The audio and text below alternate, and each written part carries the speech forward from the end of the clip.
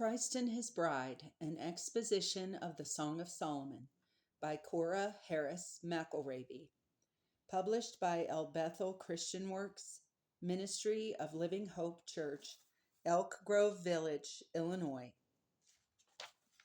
Copyright 1916. Preface.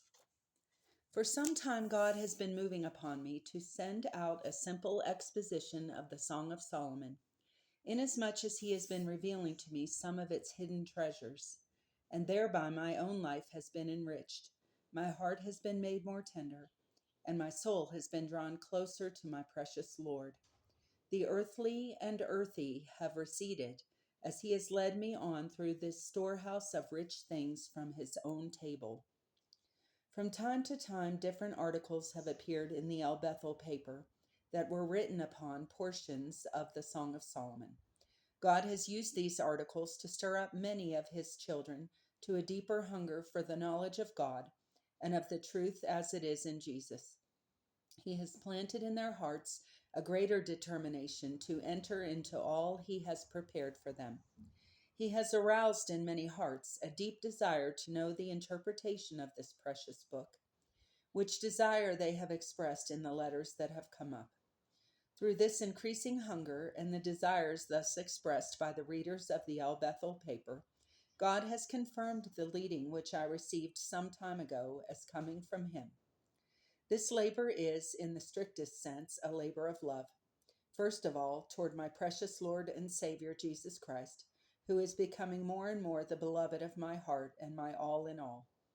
Next, it is a labor of love toward those whom He has redeemed through His own precious blood, and whom He is calling to follow on more swiftly as His appearing draws nigh. It is undertaken for the sake of those in El Bethel who have been edified and uplifted, as we have meditated together upon portions of the Song of Solomon. It is undertaken for the help and edification of all who have come in touch with us through the paper and who are really a part of the El Bethel work, although they are able to meet with us only occasionally. The food which God has given us, however, is for all His hungry children everywhere, whether they are in touch with us or not. And we know that only those who are hungry for God and the things of God will care to partake of these deep things that God has prepared for those who love Him, and which He reveals to us through His Spirit. God is not leading me to write a learned commentary upon this book. Neither am I qualified to go into it in a way that would satisfy a merely intellectual craving to know its meanings, according to the interpretations of different expositors. I deeply feel my own insufficiency for an undertaking of this kind, and I approach this ministry which God has entrusted to me with a keen realization of my own weakness. But I have the help of One who is mighty. I lean upon Him alone, Him who alone can reveal the meanings of His own word. I look to Him to lead and anoint me as I gather up some of the precious thoughts and truths that are hidden away beneath the surface of the Song of Solomon. I would be the channel through which may come these uplifting and edifying interpretations, which will encourage every hungry soul to rise higher into the pure atmosphere of God's presence and to sink deeper into Christ and His love than they have ever gone before.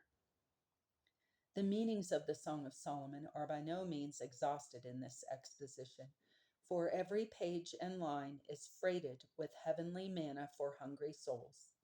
In these last days, when the coming of the Lord is so near, there is a longing and reaching out in the hearts of God's children who are deepest in Him and who are following closest after Him, to know more of the interpretation of this book that deals exclusively with the love and vital relation between Christ and His bride. May those who read this commentary lose sight of the frailty of the earthen vessel that God is using, and may they be brought by the Spirit to a closer walk with their heavenly bridegroom, until they walk home with Him and sit down with Him upon His throne, as He sat down with His Father upon His throne.